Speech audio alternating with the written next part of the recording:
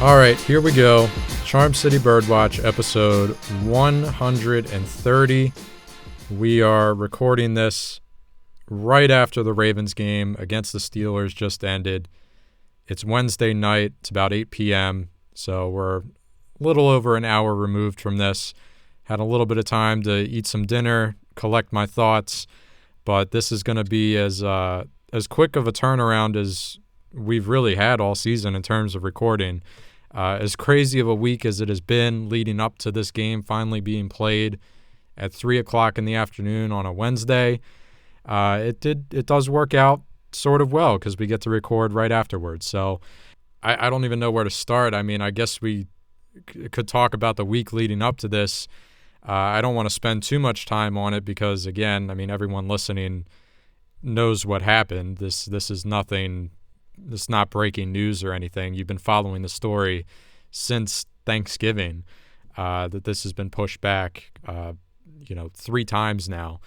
But Jacob, we briefly texted each other on Monday, and we were trying to figure out when we were going to record.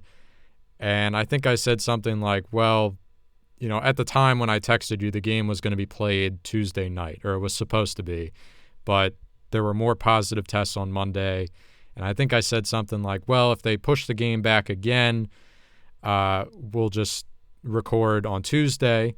And if they end up playing Tuesday night, we'll record on Wednesday. And literally like an hour after that, they pushed the game back to Wednesday. I didn't even know Wednesday was an option at the time. I texted you. I thought that their next course of action was either going to be create a Week 18 to the NFL season. I don't know why I didn't expect, Wednesday to be on the table, but it was. Here we are. They played the game today, and they got the game in without, adding an extra week to the season. But where were you just a couple days ago? Did you think that this game was going to be played this week? Were you skeptical? Were you like me? Did you think they would add an extra week to the end of the season? Yeah. And it was funny too, because I had a bunch of conversations, as I guess some people that listen to the podcast know, maybe not everybody. I am related to multiple Steelers fans, and one of them happens to be my brother. And because of the fact that the Steelers both times were involved with a coronavirus, schedule adjustment, which caused them to have a bye week, week 4, that wasn't really planned. And, none of the coronavirus stuff that has been surrounding the Steelers has been their fault. It's been other teams. But he kept voicing his frustration for the fact that nothing was being done from the Steelers, because they're in a position where they're undefeated. They're the number 1 seed in the AFC right now. And we keep coming up with all these possibilities that haven't even, really developed yet, such as, is the NFL going to add an 8th team in each conference? And if that happens, if they do that, then the Steelers, being the number 1 seed, wouldn't have, a bye, because the way the math works, just no teams will get byes. And I kept telling him, something is going to happen relatively soon, because I kept seeing the numbers go up. I kept seeing, the Ravens players landing on COVID, landing on the COVID list. And I did have my doubts. And I do think the Ravens definitely, it was still the plan to play on Tuesday evening. And I do think the Ravens still would have, I think they wanted to play Wednesday. But that was really pushing it up against like the very edge of time, you could say, that they could get the game in. Still, and I know, I don't know what the exact quotes were after the game, but I saw that, Chuck Clark and some others were even talking about like how crazy it was going through this process over the last few days, and entering the building Monday and Tuesday still as there were more positive tests. Like some of this stuff, like it really seems like they're pushing, every inch they can to get these games in, every, rule that's in place, every restriction because of the COVID. It's really, the NFL is doing all that it can literally to play, and we'll see what happens. I mean, honestly, we're getting into December here. Numbers have been increasing over the last month and probably still will continue to increase. And it was easier for the NFL earlier in the season to, shuffle the rest of the seasons and the bye weeks and the games around like they had to do with the Steelers. But now you're starting to get into a situation where teams have to play Wednesday afternoon. I know the goal from the start has been to play the schedule and get all 16 games in for every team, but there's going to come a point where, I really think there's going to come a point where too many teams are left, really short, and there's not going to be another alternative for the NFL. And, for all those Steelers fans out there, like my brother, I guess I would just tell you to remain patient, because I do think, whether it's an extra week, if there's playoff seeding that's going to be adjusted to 18, I think that we'll get answers to those questions relatively soon. And I think the coronavirus is going to have a lot to do with that. Yep. And it's, looking at what happened with the Ravens, by far the biggest outbreak in professional sports this year, only rivaled by, I guess, baseball teams, the Miami Marlins, the St. Louis Cardinals. They had quite a bit of tests. You just look at the consecutive days that the Ravens were churning out positive test after positive test, 3 delays in the game. You really can't compare the baseball schedule to the football schedule in terms of shuffling games around. The NFL doesn't have as much wiggle room in that regard. You obviously can't play double headers. You can't compare it.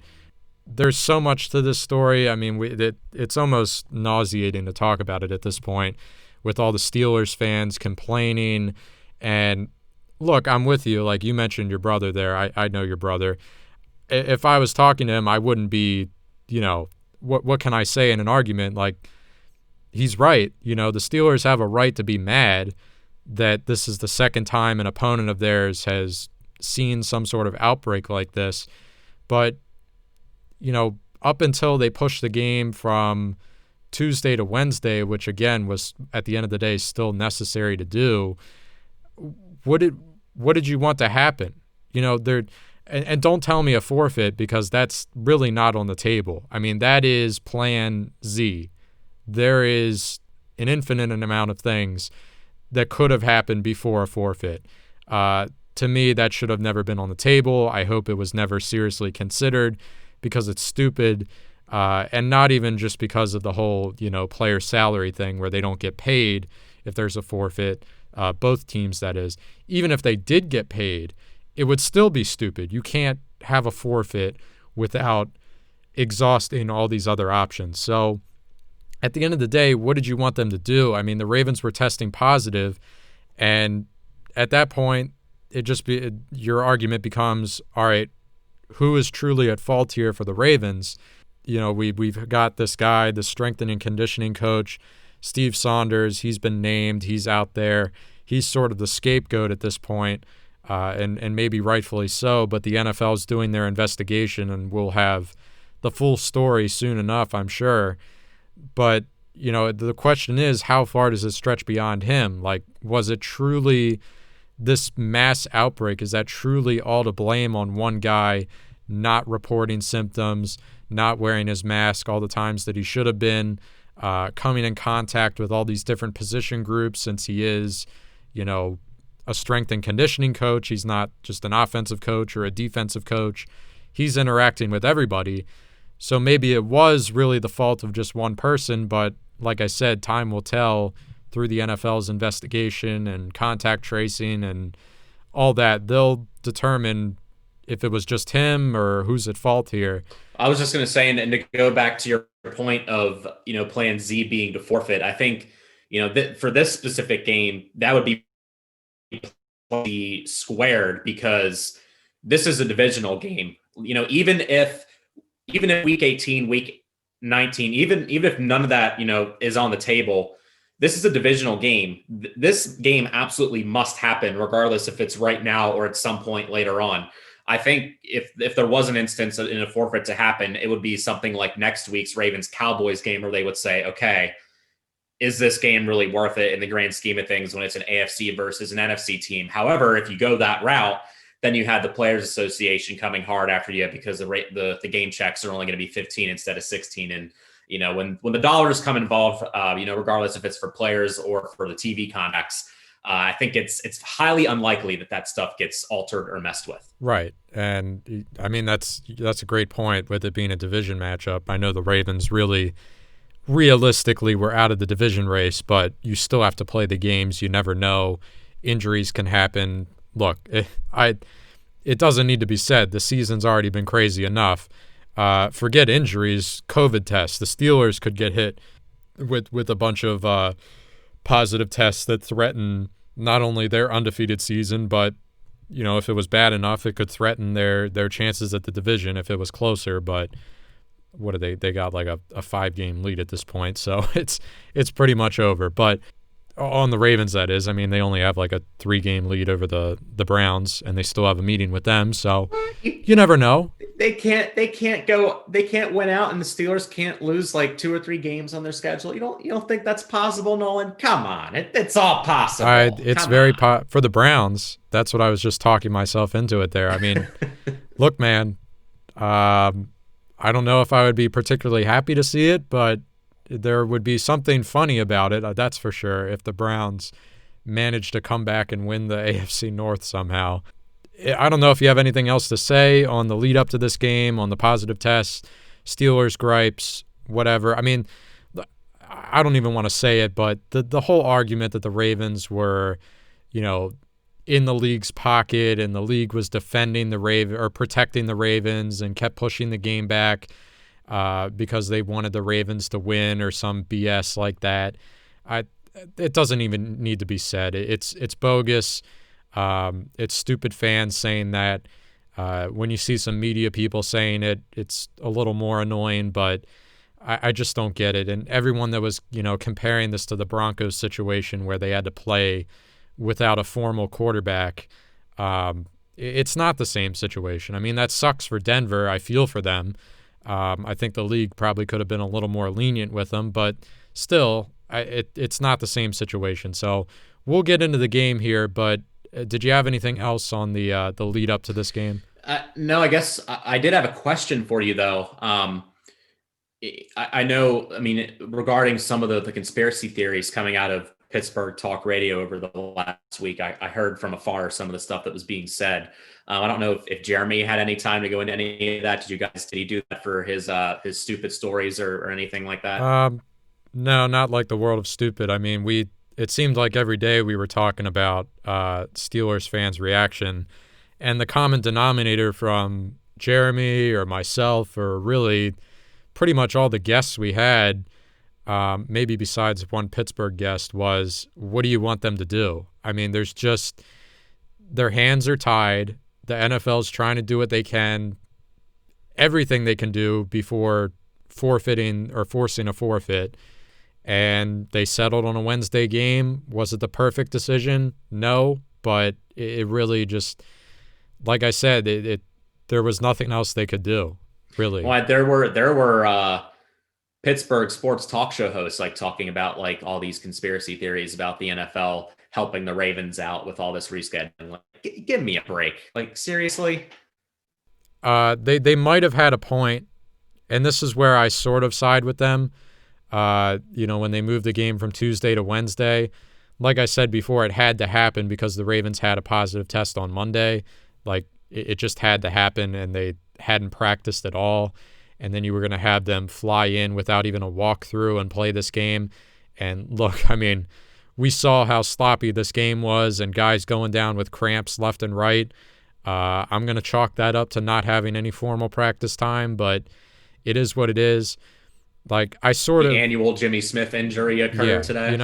I can sort of side with the Steelers when they moved it back to Wednesday, and you've gone through all these delays, and once they moved it to Wednesday, this may have been the case when they moved it to Tuesday. I might have my timeline wrong, but next week's Steelers game was now being moved. They can no longer play on Sunday. Now they're playing on Monday. So I get their gripes at that point. And then when you had the news come out that, it's been over 10 days at this point since all of this stuff started, technically now the two guys that started this whole mess, or the two guys that were the first positive tests for the Ravens, Mark Ingram and J.K. Dobbins, they're now eligible to play if the Ravens, want them to play. They're eligible to play on Wednesday. As we know, they did not make the flight with the team. They didn't play. But in that case, I can understand why the Steelers were upset. But even still, it's not some conspiracy. It's not like the league was waiting for those guys to come back.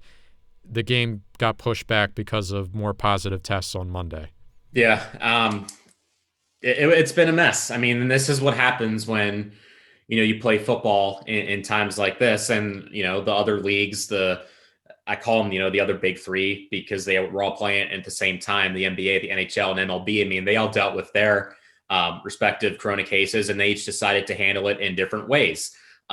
Regardless of what the NFL decides to do, and some of these things I think are kind of easy to see coming, like a bubbled playoff format. I think that's kind of where this is going. And that only makes sense, especially when, you consider just, being in one space where I guess they would probably do it in a dome like down south, and just have the teams kind of like split up between cities and have a certain amount of playoff games on each site, and then decrease the amount of fields they're using as the weeks go on. Intrigued to see how that all works out. I mean, it is going to be, unlike anything we've ever seen before. So seeing the whole process for the first time and how they do it is going to be interesting regardless. But, the coronavirus isn't going anywhere, and it's certainly becoming more prevalent as we get into the winter months here.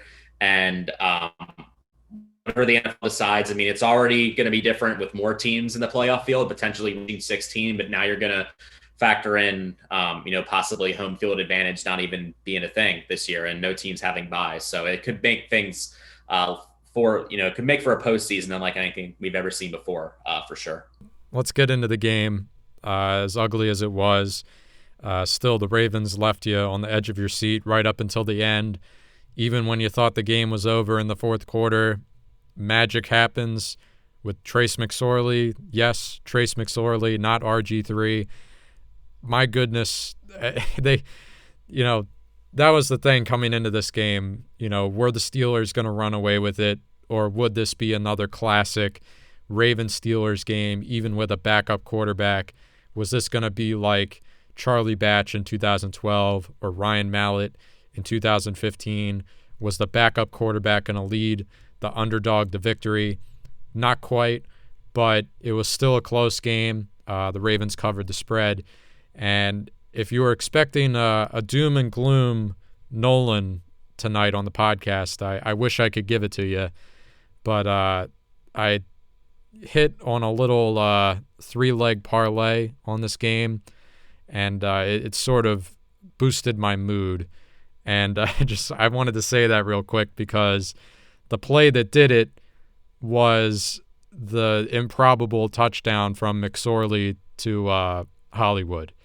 That's what did it for me. Penn State fans rejoice. Penn State fans went crazy when that happened. I went crazy when that happened. I was texting. As you had the right to. You had a right to. I was texting one of my friends from college.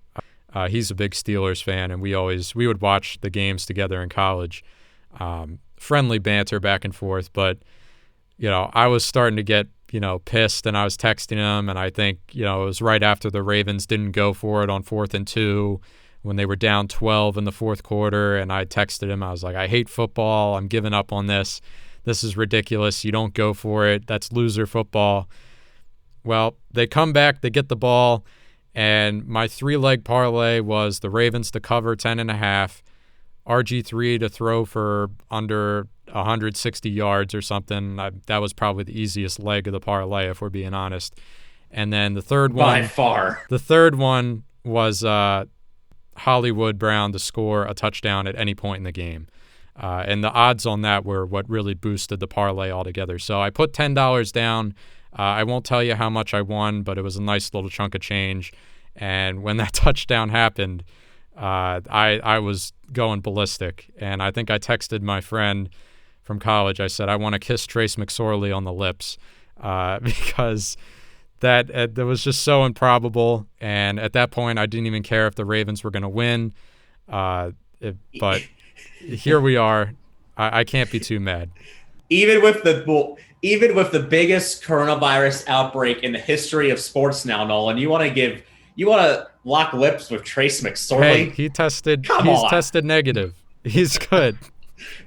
He's he was on the COVID list before, wasn't he? yeah, but he came back. He went through his 10 days or whatever. Whatever. I don't know, man. I That's just great. I'm happy for you. I got the Christmas gifts. The budget for the Christmas gifts just went up a little bit.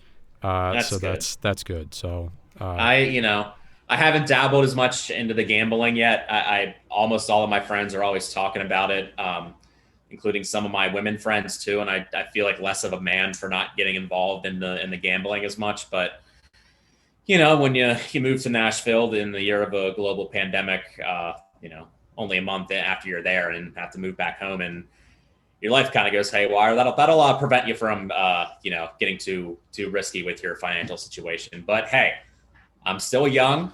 I've got a lot of years left. So if I ever want to go that route and get involved and dabble in the world of gambling, there's still a lot of time. yeah, I mean, I would recommend not getting into it too heavily. I mean, I haven't lost a ton of money. I will say this win puts me a little comfortably above 500 all time in terms of gambling. But well, you have the greatest teacher like Jeremy Kahn, like helping you out now. Like you have the access like to that man's brain, which is an encyclopedia of gambling. Like he could probably like turn you into a future like millionaire or something if you follow his lead. It is fun hearing him talk about it, but I will say the way he approaches it is very like statistical and analytical, and it's almost not fun the way he approaches it. But I get it. Like if you're gonna put that much money on it, like you should probably know what you're doing. But this game, it was ugly. RG3's play was ugly. I want to start on offense. I want to start on the offensive game plan. You come into this game, you know what the scenario is. You know who RG3 is. Has he had his, nice, fun moments in his career with the Ravens? Sure. He came into a bunch of games last year in garbage time. It was fun to see him play. Got that really fun win in the rain last year against Pittsburgh. All great stuff. But if you're relying on him for a win, it's just not a fun position to be in. And then on top of that, he's behind an offensive line that's being barely held together. It's being held together with paper mache. His, two great receiving options that would have been with Mark Andrews and Willie Snead, they're not playing. And then two of your top three running backs, Mark Ingram, J.K. Dobbins, they were eligible to play, but they did not play for some reason. So really, it's just a terrible situation to put him in all around. I don't know what I expected, but I think I was expecting something a little bit better than 20 total offensive yards on their first 6 drives. And then on top of that, to only be down 9-7 with 20 total offensive yards. What a weird situation to be in. What were your expectations for RG3? I would hope it's a little bit better than 20 total yards through, midway through the second quarter.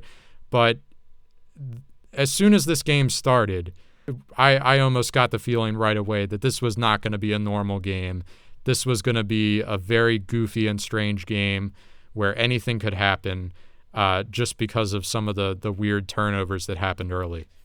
I think that I expected him to at least look capable. It's so hard to tell when NFL teams typically have so much practice time, and the Ravens went. I mean, they literally had like a walkthrough yesterday or whatever it was, and flew over. Probably just kept practicing throughout the night and into the morning. Kidding, but just trying to get as much preparation in as they could. But they literally did not have much time on the field before this game started. So I really didn't know what to expect, but I thought that he would at least manage the offense well, being that this is his 3rd season in the system with the Ravens. So from that standpoint, I at least thought that it would look okay. I did not expect him to run them or to run him as much as they did, but I think that definitely slowed down, especially once he kind of got gimped up later in the game. And I think that might have even had a little bit of an impact on his total because he was just off, especially in the second half. But yeah, was not expecting the total to be as low as it was. Also was not expecting McSorley to throw a 70-yard touchdown or whatever it was. I was crapping on him to some of my Penn State, my friends that are Penn State fans right before and ended up beating my words. But Yeah, was not expecting that at all, and that was also like a really good play by Hollywood Brown too. But all things considered, regardless of whether I thought RG3 was going to go, I thought he'd probably have over 100 passing yards, but not much more. Definitely wasn't expecting as little of a number as that. But at the same time, as banged up and as different as the Ravens offensive line is now from what it's been in the past, not shocked they only put up 14 points. My one gripe here with the game plan, and I don't know, this maybe Greg Roman's name comes up a bunch this week, maybe it doesn't. I don't know if he's going to be part of the storylines from this game, but he was an issue for me. Why was this, this game plan? I know your hands are tied. Everything I just said, you have no weapons, you have no offensive line. RG3 isn't even that good to begin with. You got to do something to make it easy on him. They didn't throw any screen passes. Like, I'm talking design screens. I mean, he had like quick passes to the wide receiver in the flat, but nothing substantial where he had, design blocking for the running back or design blocking for a receiver on a screen. It was, short stuff and saying, hey, go make a play or, turn nothing into something. You didn't have a lot of time to practice, but you had a lot of time to sit around and game plan after you knew Lamar tested positive, which was Thursday. And maybe it might have even been Wednesday, and the Ravens might have been sitting on that news for 24 hours. You don't know. They had plenty of time to know that RG3 was their guy for this game, and this is what you drew up. That's my gripe. I would have liked to have seen more, and I agree with you. I didn't expect him to run the ball as well as he did, but it's crazy that the best offensive plays they were running with RG3 were just extremely simplified, stripped down read option. And maybe the Steelers defense was sleeping on RG3 like some of the fans were, but when he took off on some of those read options and kept it, I think some of those Steelers defenders were a little surprised that old Bob was coming at him faster than they thought. But he picked up some big chunk yardage there with those runs. Didn't they say, too, that I heard him say during the game that he had one run, I think it was a little over 30 yards, and they said it was his longest since his rookie season? Yeah, I think it was like a 39-yard run. Definitely over 30. I mean, you think about it, too, and he had gotten hurt pretty much every single season after that rookie year. But still, that just shows you how long it's been since that period of time. In terms of the run game, and I had a question for you because we saw a lot of Justice Hill tonight with the absence of Mark Ingram and J.K. Dobbins. I mean, nothing crazy. RG3 led the team in yards with, 68 rushing yards on 7 carries. Hill had just 35 yards on 9 carries, but he flashed. And I'm wondering, going forward with all these contracts, I know this is kind of like a futuristic question here that looks beyond the 2020 season, but Mark Ingram's got the 7th highest cap hit in 2021 at $6.3 million. With all the contracts the Ravens have handed out already and what they're going to have to do with Lamar and Mark Andrews and other guys in the future, can you see, they're going to have to, I know Edwards is a restricted free agent. Dobbins and Hill are obviously going to be very cheap on rookie contracts, but would you be okay with rolling with the Dobbins, Edwards, and Justice Hill backfield in 2021 and Mark Ingram, I guess, would be a salary cap casualty at that point? Yeah, absolutely. I mean, you look at this is something I was thinking about, maybe not recently, but in the past couple weeks, just to myself. You're going to have a lot of difficult decisions this coming off season and then, in the following years in terms of who to pay, who not to pay. You're trying to keep this window open as long as possible in terms of competing for a Super Bowl. But when it comes to the running back group and who you keep and who you don't, that might be the easiest decision of all time. You're going to have a lot of tough decisions. This is not one of them. You move on from Mark Ingram, salary dump, and you roll with J.K. Dobbins. He's shown you that you drafted him to be a premier running back in the future. And even if you weren't seeing that very much from him this year, you would still have that mindset going into next year. The fact that you've seen flashes from him, like the way he played against the Titans, for example, that is even more reason to be excited about what he can give you. And then Gus Edwards, he's been here since 2018, a featured back in that offense, and the second half of the season when they were running wild on teams when Lamar became the starter. Gus Edwards had a great finish to that year. Comes back last year as a great backup behind Mark Ingram. And then this year, great backup, I guess, or a great change of pace back behind J.K. Dobbins, who should be your feature back. But in a lot of ways, there's no feature back for this team. But Edwards remains consistent and maybe on his way to another 650, 700-yard rushing year. Yeah, to answer your question, I think it's a very easy decision. Your running back trio next year should be Dobbins, Edwards, and Hill. Yeah, I know he's missed time with both injuries and now with COVID, but only 232 rushing yards for Mark Ingram with 2 touchdowns so far this season. So, they're just not getting – I know they're, you can't – injuries are one thing and COVID's another, but when you're talking about cap hits, I think that will be a smart move for the Ravens. And, you drafted Justice Hill in like the 4th round. I believe he was a 4th-round pick, and – Edwards, they got lucky with the fact that he was an undrafted guy, but you took Dobbins in the 2nd round for a reason. So I do think it's very possible. And, the more people I talk to, and I heard you say such an easy decision, don't even have to think about it. Then I guess, I'm not, crazy at all for thinking that. I think it's a logical thing there. Especially, with looking at all the other needs this team's probably going to be looking to fill, which is why, and I think if I understand it correctly, they only have 5 draft picks in next year's draft. So yeah, and this just popped into my head real quick. You mentioned the draft pick situation.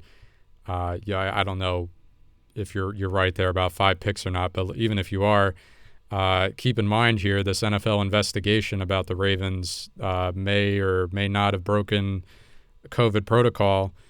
The Las Vegas Raiders were docked a 6th-round pick just a couple or more than a couple weeks ago. That was in the beginning of either the beginning of November or October. But they were hit with a draft pick for their repeated violations. So, I don't know if the Ravens get hit with a draft pick. I think they for sure get hit with a fine based on what you saw Vegas get hit with and the Titans get hit with earlier this year.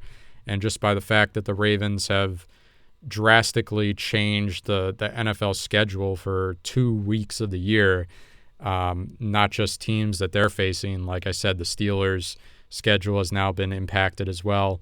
I don't know if I would be stunned to see them losing a draft pick, even if it is like a 7th-round pick or something. It would not shock me at this point. So that is a big factor as well, but we'll see. What was I going to say here? Besides the offense, they do have 6 picks, by the way. I just looked. Okay, but you're right. If COVID, if something does come up and they're docked a pick, it could very easily be 5. So before we get off the offense here, we got to talk about how the rest of this first half played out. I said before the Ravens were down just 9-7 after 6 offensive possessions. They only mustered 20 total offensive yards. If that doesn't tell you how weird it was already, take into account, you had the muffed punt by Ray McLeod. You had the Steelers, Big Ben threw an interception in the red zone. It's just crazy turn of events in this game. But, RG3 and this Ravens offense, as bad as they were to start the game, their final drive of the first half, they started to put things together. And I think that's where RG3 had his long run. They got into Justin Tucker field goal range. They were faced with a 3rd and long, just handed the ball off to Justice Hill, and he turns it into, a 19-yard gain, gets you down inside the 5 or inside the 10. That was unexpected. I think they were playing for a field goal there, and now all of a sudden they're in a position to take the lead with a touchdown. They gave it to Hill one more time, comes up short. They call their last timeout. You got 26 seconds. So we're calling 2 plays here for you. First one, obvious decision, power run, give it to Gus Edwards, try to punch it in. Easiest decision of all time. It didn't work, but you still, I've run that play 10 times out of 10, 100 out of 100 in that situation. Even though you don't have a timeout here, you should be able to get everyone back up. The ref should get the ball spotted, and now you got a chance to, clock it by spiking it, go for a field goal, or even clock it and try to go for a touchdown. Well, the Steelers, I guess you tip your hat, as annoying as it is and frustrating as it is that the refs didn't pick up on this, but their defensive guys laying on the ground as long as possible. It's a clear penalty. It's a clear delay of game on the defense. Nobody was injured. So if guys aren't getting up off the ground in time as a ref, you do one of two things. If no one's injured, then it's a delay of game. If someone is injured, that team is charged a timeout. Just for them to stand there and let 20 whole seconds, or even more, 21, 22, 23 seconds run off the clock because these Steelers defenders wouldn't get up off the ground, and it was clearly intentional. It's ridiculous. And blatant miss by the refs. Before I get into what followed, because I could go on a whole rant about what the Ravens did on their very next play, but what was going through your mind there with 26 seconds left, trying to punch it in, and then the Steelers players with some I'll call it gamesmanship, but it should have been called by the refs. You kick the field goal. Kick the field goal. They're in a position, they are without half their team. You just need to take the points. I believe if they would have taken that, they would have trailed at 2 at halftime, and we saw, how difficult it was for them to score after that. Yeah, extremely frustrating, and not surprised that it ended up turning out the way it did, where you could clearly see the Steelers taking their grand old time getting up off the ground. But you tip your hat to them for having that extra layer of awareness there to cause that delay. And yeah, can't say I'm shocked that the refs didn't intervene quicker and try to take some more accountability and recognize that they had to leave more time on the clock. Not surprised that I didn't see it. But yeah, definitely a frustrating way to walk into halftime. And you could definitely see John Harbaugh voicing his frustrations about it as well. So this just came to mind. This is the second time this year that the refs have blatantly screwed the Ravens in terms of a time situation at the end of a half. Go back to their first meeting this year. Ravens trying to score at the end of the game. They get a big completion downfield. Steelers player is down with an injury, so he obviously can't run and get set on the other end of the field. And the refs took their grand old time finally deciding to call time, charge the Steelers with a timeout there because the player was injured. And then they didn't put time back on the clock. And so the Ravens only had one play attempt, and Lamar tried to get Willie Snead in the end zone. Incomplete, game over. Ravens should have had at least 2 attempts in that situation. They got screwed in terms of the clock. Now they get screwed in terms of the clock here at the end of the first half in this game. I don't know. Just it's very frustrating. Both games against the Steelers. It really pisses me off, but I agree with you. I would have, spiked the ball, kicked the field goal there, gone into the half down 12-10. Unusual score. The Steelers are going to open the second half with the ball, but I would have kicked the field goal. I will say this. Had someone hidden a microphone in my room as I'm watching this game and recorded the sounds that came out of my mouth watching that final play of the half, I would be embarrassed if it got out, but it would be pretty funny because the roller coaster of emotions that I experienced in the span of like 2 seconds is something I haven't felt in years, maybe ever. You said you had a few brewskis for this one too? Yeah, well, I wasn't working today, so I got into it a little bit. Well, what was on tap tonight? Just some Miller Lite. Okay, yeah, that's one of my that's my go-to light beer. So that's a solid choice right there. So I was, maybe like 4 deep at this point. Nothing crazy, but a good buzz going. And they finally get up to the line, and I'm expecting RG3 to spike it. And he drops back, and I let out a ton of expletives. I don't, that just, what are you doing? Did he disobey the Harbaugh's call there to spike it? Is he going rogue? I don't know what's going on, but he caught me off guard, and he caught the Steelers off guard for the most part too, because now all of a sudden he's got a clean look. The ball's floating in the air for what felt like forever, and I see a wide open Luke Wilson. I scream. I jump. My head almost hit the ceiling. I was so ecstatic. And then half a second later, I see the ball hit the ground. I come right back down.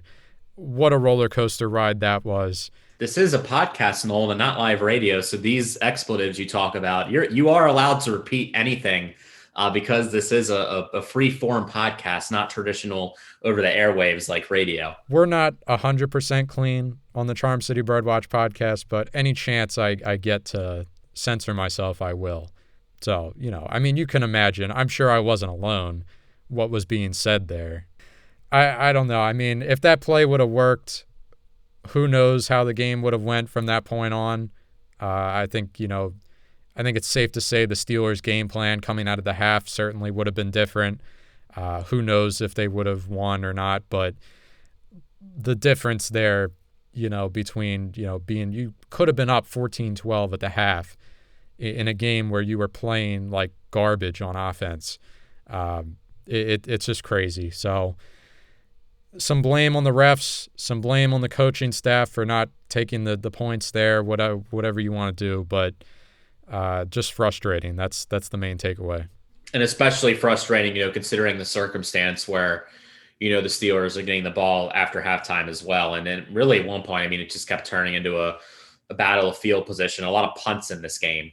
And obviously it got to a point where, the Steelers were given some short fields and didn't completely finish drives, but there were other opportunities that the Ravens had to stop them on defense and just couldn't take advantage of it. And eventually, there were some shorter fields that got taken advantage of. But yeah, especially when you look at the final score and the fact that they lost by, 5 points, you look at what they would have been trailing at halftime, which would have been 2.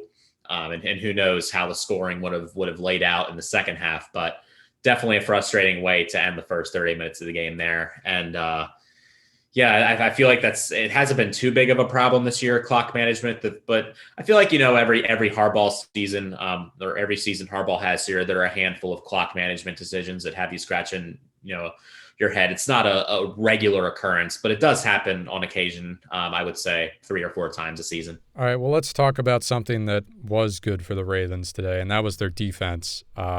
I cannot say enough good things about this defense. There were certainly some plays that were not pretty. Marlon Humphrey got hit with a pass interference call that gave the Steelers some big yardage. Obviously, at the end of the game, they didn't get that one last stop, but look, I'm not going to get on their case. They held Pittsburgh to what?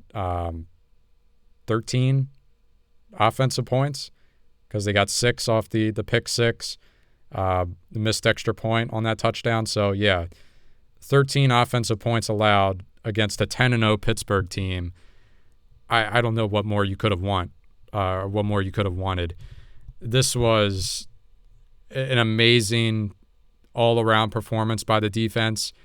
There's some guys that I could point out, that had a particularly good game. I thought Derek Wolfe had a nice game, being kind of that one last guy that is known as a run stuffer. They did a decent enough job stopping the run, even though the Steelers never really committed to the run. The Ravens stopped that, and the Ravens secondary as a whole was extremely stout on the day. And they had the perfect game plan for this Steelers offense that it's not the Ben Roethlisberger-led offense we're used to. This is a very different style. It's very quick, fast pace, no more than 2 or 3 seconds on the drop back, getting the ball out quick, not a lot of shots downfield, and the Ravens had an answer for it. And, outside of not really generating a pass rush, I thought this was a great all-around performance, maybe one of their best of the year when you consider the circumstances. And look, I don't think it needs to be said on this podcast, but I'm going to say it, put some damn respect on Wink Martindale's name if you haven't already, because my God, this guy, since becoming the Ravens defensive coordinator, they've been a top 5 defense every year. They might get there again this year, or at the very least be there in terms of points allowed. After this performance today, they'll probably still hold down that first place spot in terms of points allowed. Yards allowed, maybe a little bit of a different story. But the situation that he was in this week, no practice time, missing guys because of COVID, injuries, and he draws up this game plan, and all of the guys execute on this level. I can't say enough good things about it. It was an amazing performance by this defense, and it just stinks that they weren't rewarded for it with a little bit better of an offensive performance. Yeah, I mean, and even guys like, that you didn't even really recognize in the secondary, like Tremont Williams and Devontae Harris.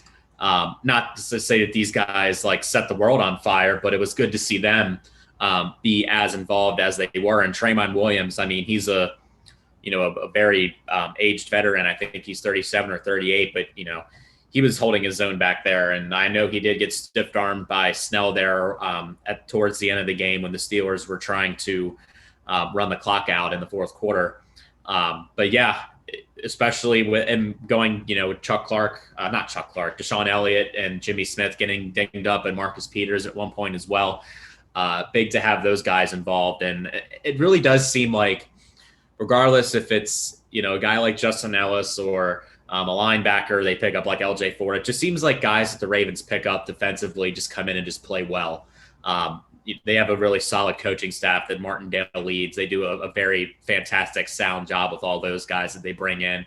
Very good at teaching their defense based on how these guys play it. And I'm continuously and repeatedly impressed with how they do that year after year. I know some guys like Jihad Ward kind of fade out eventually, but for the most part, a lot of these guys, stick around and sign second contracts just like Fort did. So hats off to DaCosta and Ozzie and everybody involved for being able to bring in respectable veterans that can at least hold their own. And yes, you do wish they had gotten a better effort from the offense, but really fought hard and at least has you feeling good about something you can have some pride in going forward, that, hey, we have some guys that can hang. I think we'll be able to hang with some of these offenses the Ravens will be facing over the next couple of weeks.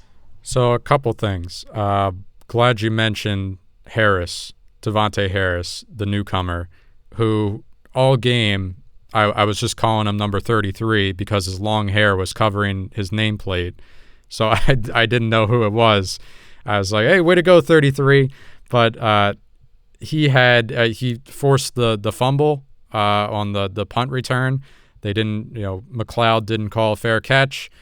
Harris hit him with a great clean hit, knocked the ball loose. Anthony Levine was right there to scoop it up. And then later in the game had an amazing pass breakup. Looked like it was going to be a completion. Might have been Claypool. I don't know who the receiver was, but it looked like a huge downfield completion, and Devontae Harris got his arm in there and wrestled it out. He was exceptional for coming in, and I think this is his first game as a Raven. It doesn't get much better than that in terms of performance. And one other guy here, you want to talk about second contracts and offseason decisions. Tyus Bowser, probably one of the easiest interceptions he's ever going to have in his career. Big Ben threw it right to him, but he had an interception against Tennessee, adds another one here. I believe, I don't know how many sacks he has on the year, but Tyus Bowser, who was not a guy coming into this year that we expected a lot from, maybe starting to put things together like we've seen many other Ravens defenders in the past who somehow find that magic in year 4 or 5 of their rookie deal and make it a tough decision on this front office going into free agency. So Tyus Bowser, he's putting together a pretty good year, and I don't know. The Ravens are going to have a decision to make with him because they're already in a weird spot with their pass rush as it is, but now his name is definitely in the conversation for a second contract, I think.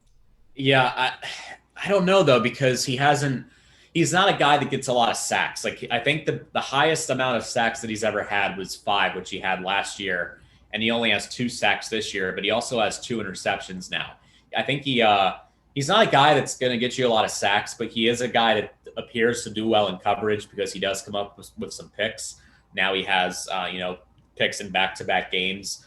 But I just think, like, I know Ngakoue hasn't had the sexy stats since he's come here, but I feel like that's a bigger name that the Ravens might be more aggressive in terms of trying to get a contract to. But I don't know if Ngakoue's price is going to be too much for the Ravens to pay. And in that case, yes, then you could pay Bowser, but you would also want to make sure that you're not overpaying Bowser compared to what other teams are going to be offering him.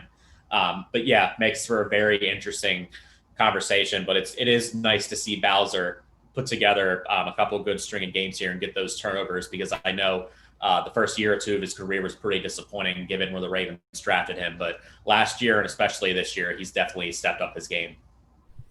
Yeah, and another thing to consider with him, I mean, up until a game like this where you've got all these COVID guys out with COVID or injury, he's not playing full starter snaps. He's a rotational guy, trading time with Jalen Ferguson, and he's obviously not one of the go-to guys when you have Matt Judon and Ngakoue as your 2 edge rushers.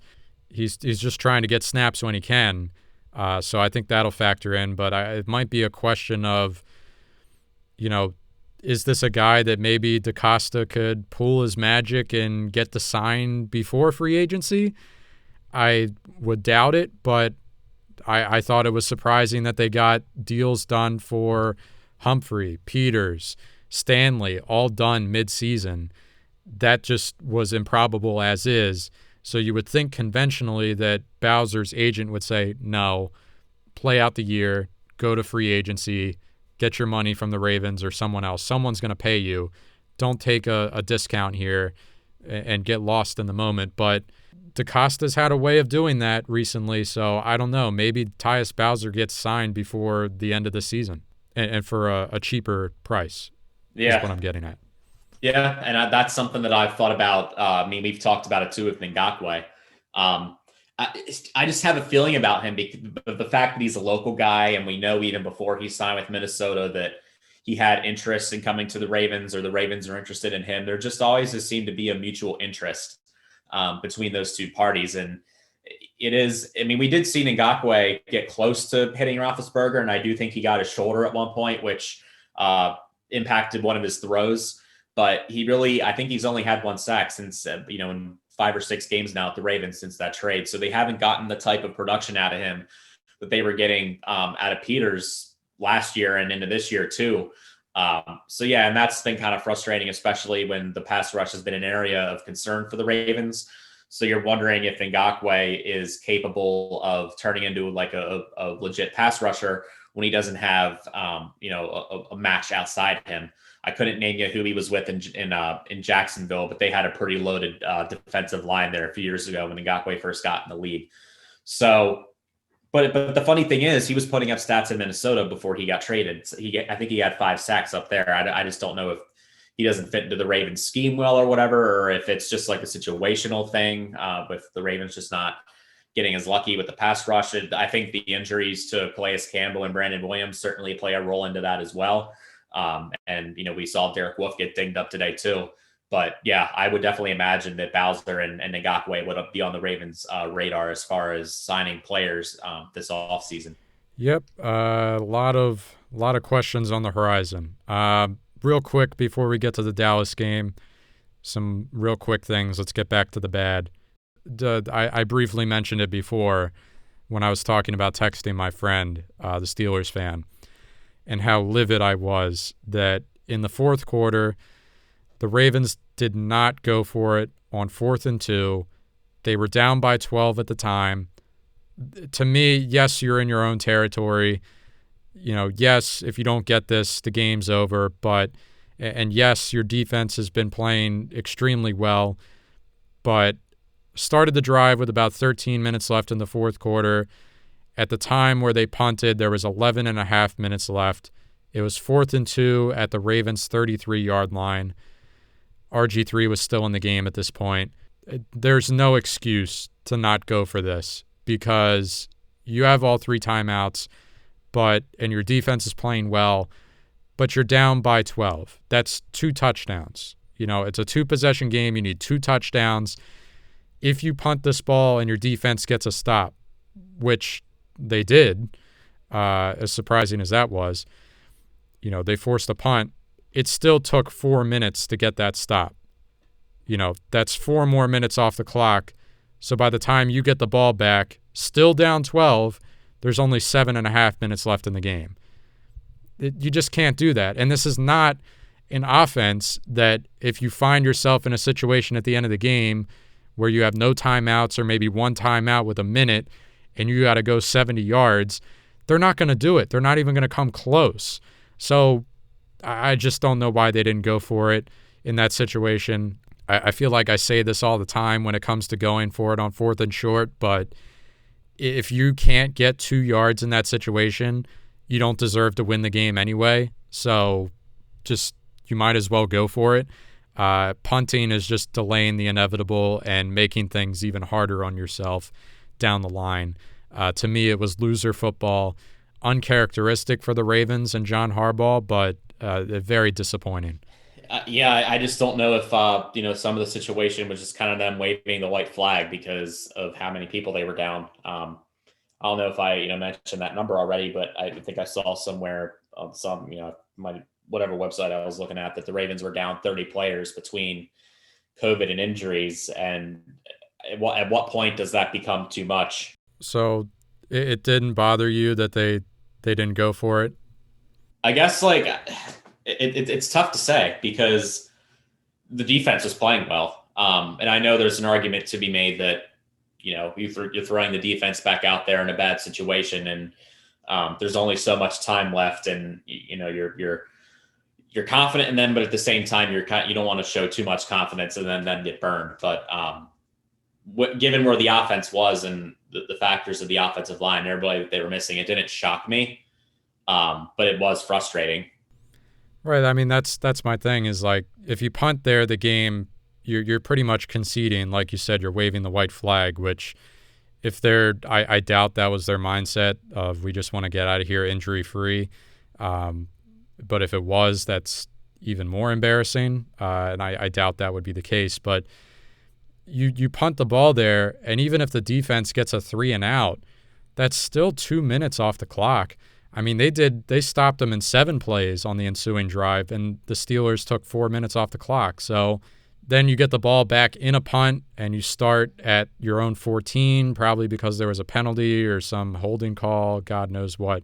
And then McSorley has to come out. So I will say this, actually. Perhaps the decision there was swayed by RG3 not being at full health, because the ensuing possession is when Trace McSorley came out. So I don't know. Maybe he wasn't healthy enough to go for it, but he was on the field in that drive. So I don't know. I mean, it's 2 yards. The game's on the line at that point, in my opinion. You draw up your best play and you go for it. And who the hell knows? I mean, Lamar's not playing. So if you're Greg Roman and you want to pull out your stupid Wildcat in that situation, be my guest. I don't care. You could run anything in that situation. They could have ran a fake punt, whatever. Just don't punt. Go for it. Try to get the first down. Try to win the game. It was not winning football, in my opinion, and I'll leave it at that. But Dallas game coming up, we think, this coming Tuesday. Who knows? The Cowboys, it could be their turn for the COVID outbreak, and they could be the ones pushing things back. You never know. But we have our fingers crossed that the Ravens are through the woods here, and most importantly, Lamar Jackson comes back, and the guys that were eligible to come back for this game but didn't play are definitely ready to go. So Brandon Williams, is he good to go? Mark Ingram, J.K. Dobbins for sure. Can those guys play? Lamar Jackson, there's some others, maybe Matt Judon. I don't know. I can't remember the full timeline. There are some guys that will miss both games, but it's the Cowboys. The Ravens are the home team. If that means anything to you, you don't have to travel. I mean, that's huge in terms of COVID stuff. This is a game the Ravens should win. This is a game the Ravens have to win. No doubt about it. You're 6-5. This is your season. I've talked about it a couple weeks ago. You look around the league and you look at the rest of the AFC and the tight contest you've got going here for the wild card. And unless they add an 8th playoff team, the Ravens are probably going to have to win out to get in, because I'm looking at some of these other teams in the AFC, and it's too close of a contest where 9-7 is definitely not going to do it. And even if you get to 10 wins, depending on who you beat and who you lose to, that might not do it either. You know, they're the 9 seed. Vegas is 6-5 as well. They're in the 8th seed. The Colts are 7-4. The Dolphins are 7-4. The Browns are 8-3, for God's sake. It's getting dicey out here. So where are you at on this game? I mean, to me, if we're given a prediction, I don't know if I have a score, but I'm taking the Ravens. If they get Lamar back, they get these guys back, they should win the game. Dallas is a terrible, terrible team. I know some people want to talk about Andy Dalton and his familiarity with the Ravens and playing them. That's fine, but when he's surrounded by garbage and a terrible offensive line, I just don't. It's no disrespect to him, but I'm not scared is what I'm saying. So the Ravens should win this game, and then the next big task will be Cleveland after that. Looking ahead, I think, if I had to pick it right now, I think the Ravens should win all of the remaining games with the exception of the Cleveland game. I think Cleveland's going to split with them and beat the Ravens the week after this coming with the Cowboys. And I may have mentioned earlier, I may have said that this Dallas game is on a Wednesday. If I said that, I apologize, because it's obviously on Tuesday. But they still have one more day to prepare than the Steelers do, because they're playing on Monday. But yeah, they should win this game. The Cowboys, they're in the NFC least, as people are referring to them, are referring to that division as this year. Andy Dalton, I did say that, he's played the Ravens a bunch of times and that could help, but Andy Dalton on bad teams typically didn't go that well for him when he was with the Bengals. And now you add in the fact that Cowboys team just has no chemistry, it seems, whether that's with each other or with the coaching staff, and how they've been just on a complete disconnect with McCarthy and throwing him under the bus at various times. Unnamed players in the Cowboys locker room saying that those guys don't know how to do their jobs, whether they do or it's just a team culture thing. It's just clear that team does not have it together. Going on the road in a place like Baltimore, I mean, hey, I know they might have been feeling under the weather, but maybe all these guys getting another bye, some of the Ravens' key players, a bunch of them for that matter, maybe getting the bodies right helps them. And they come out looking fresh and sharper. And certainly against like a team like the Cowboys that's had its fair share of struggles this season, I definitely think it's possible. A nice bounce back after a 3-game skid here. I'm going to go with the Ravens as well. Without knowing who's going to play, it's so hard to tell what the score is going to be. But I'll say something along the lines of 27-17 Ravens. This would be the perfect game for the Ravens to just blow up on a team and drop like 40 on them and hold them to like 7 or 10 and just absolutely destroy them. Get your confidence back. Jumpstart this final stretch of games in the season. That would be great. I don't know if it's going to happen just with the inconsistent play we've seen from the Ravens. That'll do it for episode 130. Appreciate you guys, as always, for listening. Hope you had a good holiday, a stress-free one, and we'll be here next week, probably on Wednesday, unless things get pushed back again. You never know in 2020, but we'll be here tentatively on Wednesday talking about that Dallas game. We'll talk to you then.